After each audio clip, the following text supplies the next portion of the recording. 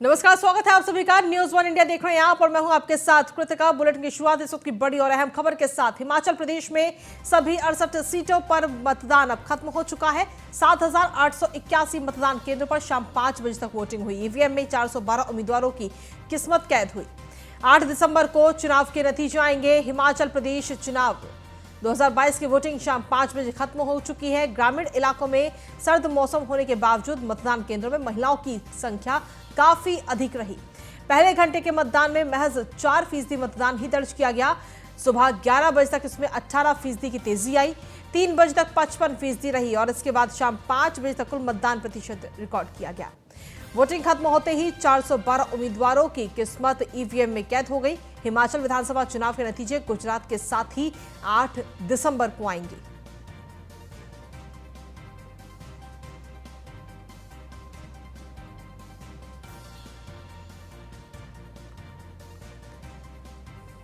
तो आपको बता दें कि हिमाचल प्रदेश में अब 68 सीटों पर मतदान आज हो रहा था, जो कि अब खत्म हो चुका है और उम्मीदवारों की किस्मत ईवीएम में कैद हो गई है।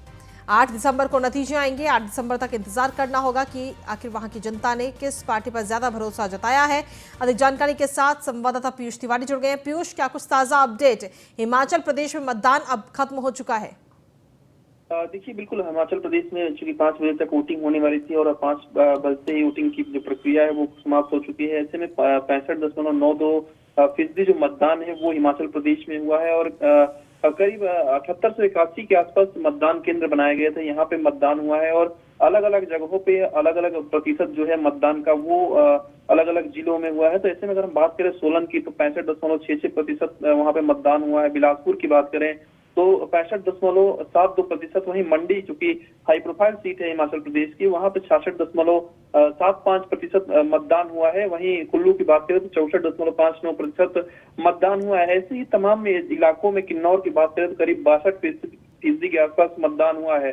तो निश्चित तौर पे 8 दिसंबर को हिमाचल प्रदेश के जो चुनाव के नतीजे हैं विधानसभा के वो आएंगे और पूरी तरीके से आज ज्यादातर संख्या में लोगों ने वोटिंग की है और यही कारण है कि 60% से ऊपर मतदान का जो फीसदी रहा वो रहा है और करीब 65.92% तक मतदान हुआ है, वोटिंग हुई है। क्योंकि आज प्रधानमंत्री से लेकर गृह मंत्री अमित शाह और भारतीय जनता पार्टी के राष्ट्रीय अध्यक्ष और तमाम बड़े नेता, चाहे कांग्रेस पार्टी की प्रियंका गांधी की बात करें, सभी लोगों ने अपील की थी कि ज्यादा से ज्यादा संख्या में लोग अपने मताधिकार का प्रयोग करें और इसका कहीं ना कहीं असर भी देखने को मिला। और ज्यादातर जो महिलाएं हैं, जो युवा है, वो घरों से बाहर निकले, उन्होंने मतदान किया। सुबह से ही लंबी कतारें जो हैं वो लगी रही। हालांकि छिटपुट जगहों पे नारेबाजी भी हुई और सोलन जिले की बात करें तो वहां पे आज बूथ नंबर 82-83 पर कई मतदाताओं ने पर्यवेक्षक के सामने नारेबाजी की और कई तरीके के आरोप भी कई जगहों पे लगाए गए। ईवीएम मशीन काफी धीमी गति से चलने के आरोप लगाए गए।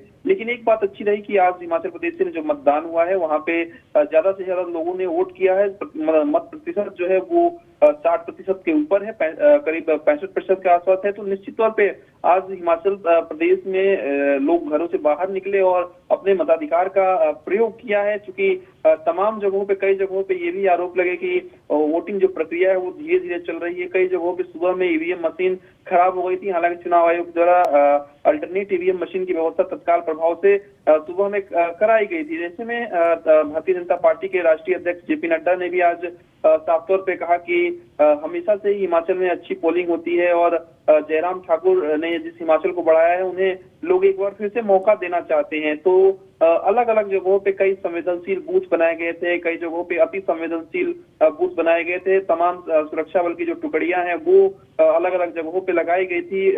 पूरी तरीके से निगरानी की जा रही थी। चुनाव आयोग पूरी चुनावी प्रक्रिया पर नजर बनाए हुआ था। हालांकि कांग्रेस पार्टी की बात करें, आम आदमी पार्टी की बात करें या बीजेपी की बात करें, सभी पार्टियां अपनी अपनी सरकार बनने का दावा कर रही है। लेकिन इंतजार करना होगा, जब चुनाव के नतीजे आएंगे तो देखना होगा हिमाचल प्रदेश में किसकी सरकार बनती है। बिल्कुल, शुक्रिया तमाम जानकारी देने के लिए पीयूष। और अगली खबर लखनऊ से, जहां पर भारतीय जनता पार्टी की कोर कमेटी की बैठक अब खत्म हो चुकी है। मुख्यमंत्री आवास पर कोर कमेटी की ये बैठक हुई है, जिसमें प्रदेश अध्यक्ष भूपेंद्र सिंह चौधरी मौजूद रहे, प्रदेश प्रभारी राधा मोहन सिंह इसमें मौजूद रहे। बैठक में दोनों डिप्टी सीएम भी मौजूद रहे हैं। सीधे तौर पर देखा जाए तो इस बैठक में चर्चा की गई है कि जिन 3 सीटों पर उपचुनाव होना है उन पर भारतीय जनता पार्टी का कौन प्रत्याशी रहेगा। इसके अलावा नगर निकाय के लिए भी कहीं ना कहीं रणनीति बनी होगी और खास तौर पर इस बार सीधी नजर सबसे पहले उपचुनावों पर है, जिसमें 5 तारीख को मतदान होगा और 8 तारीख को नतीजे आएंगे। मैनपुरी लोकसभा सीट, रामपुर विधानसभा सीट और खतौली विधानसभा सीट, इन तीनों ही सीटों पर उपचुनाव होना है। हालांकि चर्चा सबसे ज्यादा जो है वो है मैनपुरी सीट की और रामपुर सीट की। अधिक जानकारी के साथ एसके वाजपेयी हमारे से जुड़ गए फोन लाइन पर। एसके, क्या कुछ ताजा अपडेट? जो अहम बैठक थी वो अब खत्म हो चुकी है और सीधे तौर पर देखा जाए तो उपचुनावों में किस प्रत्याशी को चुनावी मैदान में उतारा जाए, इस पर मंथन किया गया। बिल्कुल निश्चित तौर पर, क्योंकि अगर हम देखें तो मुख्यमंत्री योगी आदित्यनाथ की अध्यक्षता में ये बैठक हुई और ये बैठक 5 कालिदास मार्ग मुख्यमंत्री आवास पर हुई। हालांकि बहुत कम देर ये बैठक चली, जिसमें उत्तर प्रदेश के बीजेपी प्रदेश अध्यक्ष भूपेंद्र चौधरी, उसके अलावा यूपी बीजेपी प्रभारी राधा मोहन सिंह भी मौजूद थे और कहीं न कहीं किस तरीके से भारतीय जनता पार्टी उन सीटों को लेकर आगे बढ़े जो खासतौर पर समाजवादी पार्टी के गढ़ में मानी जाती रही है। समाजवादी पार्टी लगातार जिन सीटों पर काबिज रही है। हालांकि इसके पहले भी हमने देखा है कि चाहे वो आजमगढ़ की सीट रही हो या फिर उसके अलावा रामपुर की लोकसभा सीट रही हो, उस पर भी भारतीय जनता पार्टी ने जीत दर्ज की थी। अब समाजवादी पार्टी के लिए चुनौती जरूर है। चुनौती इसलिए भी है क्योंकि सपा संरक्षक मुलायम सिंह यादव के निधन से मैनपुरी सीट खाली हुई हो।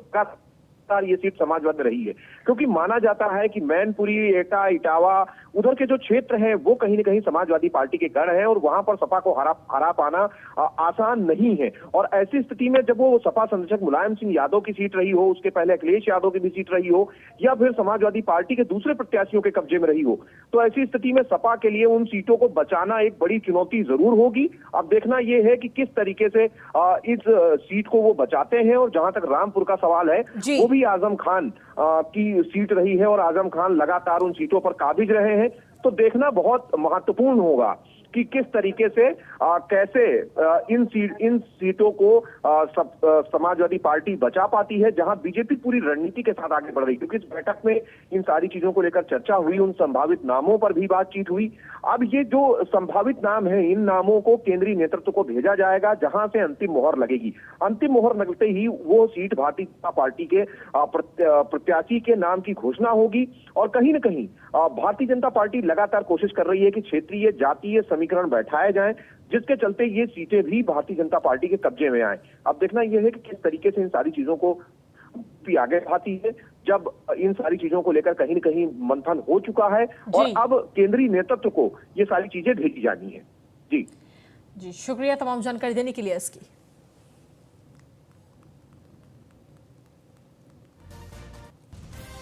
तो आपको बता दें कि Bharatiya Janata party core committee की बैठक अब खत्म हो चुकी है और इस बैठक में मुख्यमंत्री आवास पर यह अहम बैठक हुई कोर कमेटी की, जिसमें खुद मुख्यमंत्री योगी आदित्यनाथ मौजूद रहे, प्रदेश अध्यक्ष भूपेंद्र सिंह चौधरी इस बैठक में मौजूद रहे, दोनों डिप्टी सीएम इस बैठक में मौजूद रहे हैं। साथ ही प्रदेश प्रभारी राधा मोहन सिंह भी इस बैठक में मौजूद रहे।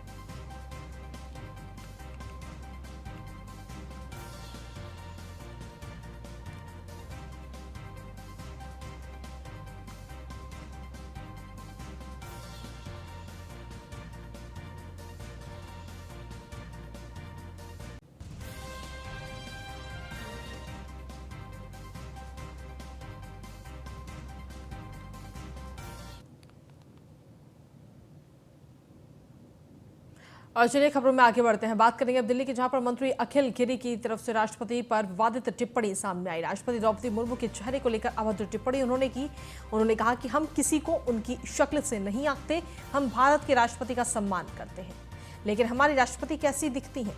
पश्चिम बंगाल के मंत्री और टीएमसी नेता हैं अखिल गिरी, जिनका ये बयान इस वक्त सामने आया है। तो महामहिम के खिलाफ क्या कुछ उन्होंने कहा है वो भी आपको सुनवाएंगे। टीएमसी के नेता हैं और मंत्री भी हैं अखिल गिरी। उन्होंने राष्ट्रपति द्रौपदी मुर्मू के चेहरे पर विवादित टिप्पणी करी है।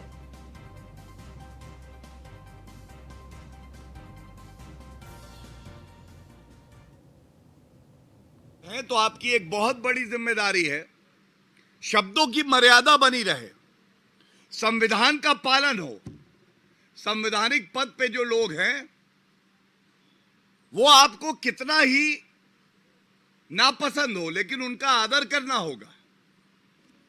मेरे हाथ में एक और तथ्य है। ममता बनर्जी के मंत्री हैं मिस्टर अखिल गिरी। वो हमारी देश की राष्ट्रपति श्रीमती द्रौपदी मुर्मू जी के लिए अपशब्द कहते हुए ऐसी टिप्पणी करते हैं जो टिप्पणी मैं यहां पे बोल भी नहीं सकता हूं राजनीति में। और इसी पर अधिक जानकारी देने के लिए पीयूष तिवारी हमारे संवाददाता जुड़ गए हैं। पीयूष, क्या कुछ ताजा अपडेट? जिस तरीके से अखिल गिरी की तरफ से ये बयान दिया गया, राष्ट्रपति के खिलाफ विवादित टिप्पणी की गई और उसके बाद में अब इस विवाद को लेकर लगातार बढ़ता जा रहा है, क्योंकि भारतीय जनता पार्टी भी इसको लेकर अब हमलावर है। देखिए, अगर हम बात करें तो पश्चिम बंगाल के मंत्री अखिल गिरी द्वारा राष्ट्रपति महामहिम राष्ट्रपति द्रौपदी मुर्मू पर की गई विवादित टिप्पणी के बाद से वो गिर गए हैं और बीजेपी हालांकि लगातार उन पर निशाना साध रही है। लेकिन इसी बीच बीजेपी सांसद सौमित्र खान ने राष्ट्रीय महिला आयोग यानी एनसीडब्ल्यू को पत्र लिखकर अखिल गिरी को तुरंत गिरफ्तार करने और उनके खिलाफ उचित कार्रवाई करने की मांग की है। इतना ही नहीं, उन्हें विधायक पद से भी बर्खास्त करने की बात की गई है, उनकी मांग की गई है। और इसके साथ ही अगर हम बात करें तो बीजेपी ने नंदीग्राम में टीएमसी मंत्री अखिल गिरी के खिलाफ शिकायत भी दर्ज करा दी है।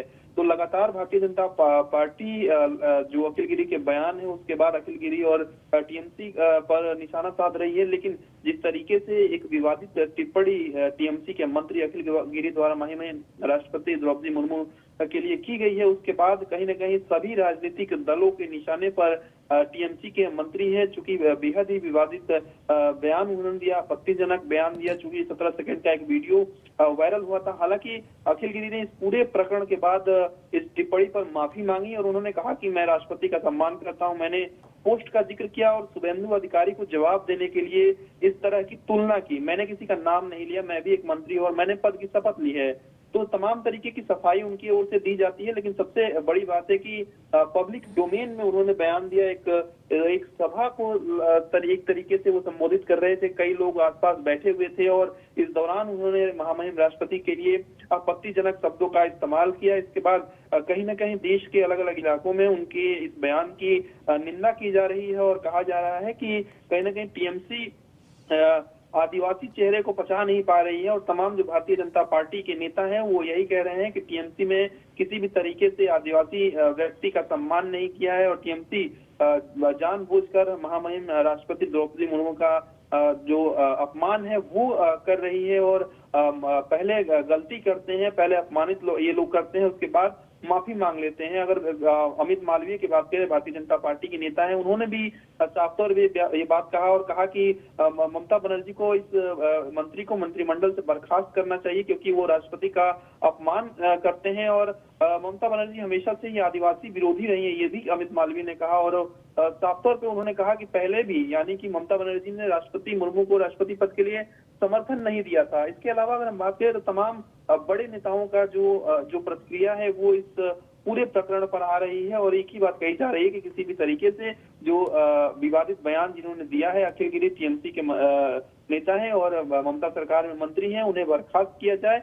और अगर हम बात करें तो आज भी केंद्रीय मंत्री हैं अर्जुन मुंडा, उन्होंने न्यूज ऑन इंडिया से भी बातचीत करते हुए कहा कि जो अखिल गिरी द्वारा टिप्पणी की गई है वो बेहद ही अशोभनीय है। बल्कि ममता बनर्जी तो खुद एक महिला है और उन्हीं के सरकार में मंत्री खुले तौर पर ऐसी टिप्पणी कर रहे हैं। तो साफ है कि पश्चिम बंगाल ने एसटी समुदाय के तमाम लोगों की भावना को ठेस पहुंचाई। ठीक है, शुक्रिया तमाम जानकारी देने के लिए पीयूष। वहीं आंध्र प्रदेश पहुंचे प्रधानमंत्री नरेंद्र मोदी ने विशाखापत्तनम में 10,500 करोड़ रुपए की परियोजनाओं की आधारशिला रखी। इस कार्यक्रम में केंद्रीय मंत्री अश्विनी वैष्णव और सीएम वाईएस जगनमोहन रेड्डी भी शामिल हुए। प्रधानमंत्री मोदी ने कार्यक्रम को संबोधित करते हुए कहा कि ये शहर बहुत खास है, यहाँ हमेशा से ही व्यापार की समृद्ध परंपरा रही है। विशाखापत्तनम प्राचीन भारत का एक महत्वपूर्ण पोर्ट था। हजारों साल पहले इस पोर्ट के जरिए पश्चिमी एशिया और रोम तक व्यापार होता था। आज भी विशाखापत्तनम भारत के व्यापार का केंद्र बिंदु बना हुआ है। आज पूरी दुनिया संघर्ष के नए दौर से गुजर रही है। कुछ देशों में जरूरी सामानों की किल्लत है, तो कुछ देश ऊर्जा संकट से जूझ रहे हैं।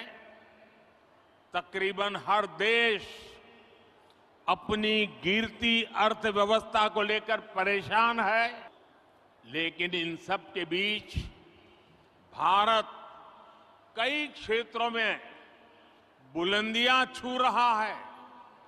भारत विकास की नई गाथा लिख रहा है और इसे सिर्फ आप ही महसूस नहीं कर रहे हैं, बल्कि दुनिया भी बड़े गौर से आपकी तरफ देख रही है। आप देख रहे होंगे कि कैसे एक्सपर्ट और बुद्धिजीवी भारत की प्रशंसा कर रहे हैं। आज भारत पूरी दुनिया की उम्मीदों का केंद्र बिंदु बन गया है। ऐसा इसलिए संभव हुआ है क्योंकि आज भारत अपने नागरिकों की आशाओं, आवश्यकताओं को सर्वोपरि रखते हुए काम कर रहा है। हमारी हर पॉलिसी, हर फैसला सामान्य मानवी के जीवन को बेहतर बनाने के लिए है। आजादी के अमृत काल में देश विकसित भारत के लक्ष्य को लेकर विकास के रास्ते पर तेजी से आगे बढ़ रहा है। विकास की ये यात्रा बहुआयामी है। इसमें सामान्य मानवी के जीवन से जुड़ी जरूरतों की चिंता भी शामिल है। इसमें सबसे बेहतर आधुनिक इंफ्रास्ट्रक्चर का निर्माण भी शामिल है। ऐसे सवालों में नहीं उलझे कि हमें रेलवे का विकास करना है या सड़क परिवहन का। हम कभी इसे लेकर दुविधा में नहीं फंसे कि हमें पोर्ट पर ध्यान देना है कि हाईवे पर। आंध्र प्रदेश के लोगों की एक बहुत खास बात होती है कि वो स्वभाव से बहुत स्नेही और उद्यमी होते हैं। आज तकरीबन दुनिया के हर कोने में, हर काम में आंध्र प्रदेश के लोग अपनी प्रतिभा का प्रदर्शन कर रहे हैं। बात चाहे एजुकेशन की हो या एंटरप्राइज की, टेक्नोलॉजी की हो या मेडिकल प्रोफेशन की, हर क्षेत्र में आंध्र प्रदेश के लोगों ने अपनी विशिष्ट पहचान बनाई है। विशाखापट्टनम प्राचीन भारत का एक महत्वपूर्ण पोर्ट था। हजारों वर्ष पहले भी इस पोर्ट के जरिए पश्चिमी एशिया और रोम तक व्यापार होता था और आज भी विशाखापट्टनम भारत के व्यापार का केंद्र बिंदु। वहीं गुजरात चुनाव के लिए कांग्रेस ने अपना मैनिफेस्टो जारी कर दिया है। राजस्थान के मुख्यमंत्री अशोक गहलोत ने मैनिफेस्टो जारी किया है। कांग्रेस ने गुजरात की जनता से तमाम वादे किए हैं, जिसमें 10 लाख रोजगार, बेरोजगारों को भत्ता मिलने की बात कही गई। घोषणा पत्र की 10 बातें क्या रही आज वो आपको बताते हैं, जिसमें घोषणा पत्र में 10 प्रमुख बातें थी कि फ्री बिजली, 10 लाख रोजगार, बिल्किस बानो के दोषियों की रिहाई रद्द का वादा, हर गुजराती के लिए 10 लाख रुपए तक का मुफ्त इलाज और मुफ्त दवाई, 300 यूनिट मुफ्त बिजली, बकाया बिजली बिल माफ करने का वादा किया गया। वहीं नरेंद्र मोदी स्टेडियम का नाम बदलकर फिर से सरदार पटेल स्टेडियम करने का वादा, 10 लाख युवाओं को सरकारी नौकरी का वादा, नौकरियों में महिलाओं को 50% आरक्षण, सरकारी नौकरियों में कॉन्ट्रैक्ट और आउटसोर्सिंग की व्यवस्था खत्म होगी, बेरोजगारों को 3,000 रुपए महीने बेरोजगारी भत्ता देने का भी वादा किया गया, दुग्ध उत्पादकों को 5 रुपए प्रति लीटर सब्सिडी और 500 रुपए में गैस सिलेंडर उपलब्ध कराने का वादा किया। लड़कियों के लिए केजी से लेकर पीजी तक मुफ्त शिक्षा का वादा। 3000 अंग्रेजी माध्यम के सरकारी स्कूल खोलने का वादा किया है।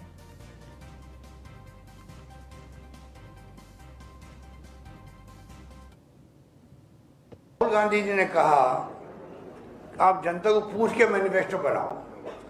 उसके पहले कमेटी बनती थी नेताओं की और वो अपने हिसाब से नाप तोल करके मैनिफेस्टो बनते थे। ये जो राहुल गांधी जी की सोच थी, इसमें हमें जनता को पूछ करके उनकी भावना क्या वो परिलक्षित होनी चाहिए मैनिफेस्टो के अंदर। उसके बाद में आप देख रहे हो कि जन घोषणा पत्र जारी होने लग गए। सिस्टम वही रहा है। चुनाव जीतने के बाद में मैंने जब मैं मुख्यमंत्री दूसरी बार बना तब भी और तीसरी बार तब भी, हम तीनों बार हमने उसको कैबिनेट में रखा है, पहली कैबिनेट के अंदर रखा है। और आप देखेंगे कि गुजरात के अंदर आप लोग प्रदेशवासियों को मैं आह्वान करना चाहूँगा, मैनिफेस्टो बहुत शानदार आ रहा है, प्रतिबद्धता के साथ आ रहा है, समर्पित है जनता के लिए। आप देखेंगे कि सरकार बनने के बाद में पहले कैबिनेट के अंदर यही मैनिफेस्टो जो है वो सरकारी डॉक्यूमेंट बन जाएगा। मैं आपको विश्वास दिलाता हूँ। इस रूप में हम लोगों ने एक नई शुरुआत करेंगे और जो कमिटमेंट किए गए हैं, पहले चार्जशीट जारी की गई बीजेपी सरकार के खिलाफ में, उसका बड़ा महत्व है। चार्जशीट जारी करना कांग्रेस के लिए एक मैसेज है पब्लिक को, इनके खिलाफ क्या क्या चार्ज लगते हैं। चार्ज तो बहुत सारे होते हैं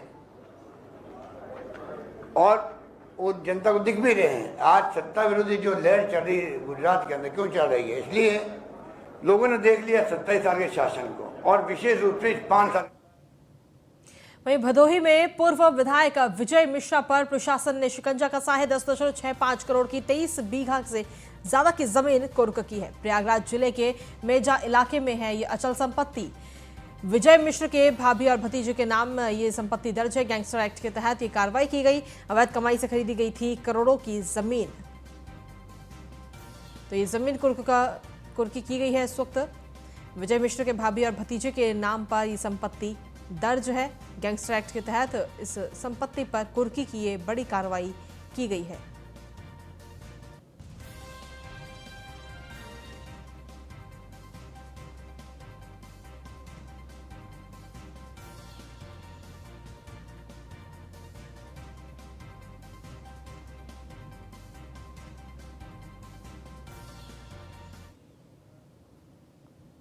नोएडा के परथला गोल चक्कर के पास स्टंट करते हुए युवकों का एक वीडियो सोशल मीडिया पर तेजी से वायरल हो रहा है। बताया जा रहा है कि अक्सर ये युवक शहर के अलग अलग शहर में इलाकों में स्टंटबाजी करते नजर आते हैं। तो ये तस्वीर इस वक्त आपको दिखा रहे हैं। आप देख सकते हैं किस तरीके से जो नियम है उनके विरुद्ध बाइक चला रहे हैं। एक बाइक पर 3 लोग सवार हैं और हेलमेट भी नहीं लगाया है।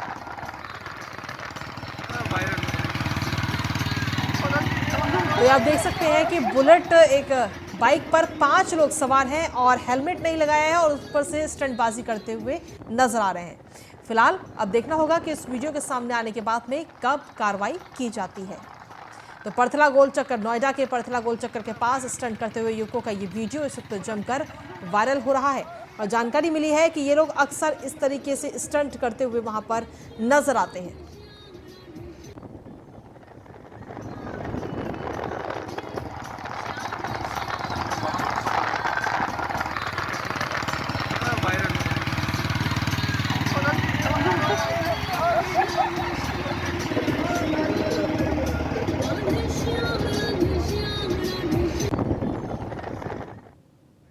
और इसी के साथ फिलहाल इस बुलेटिन में इतना ही।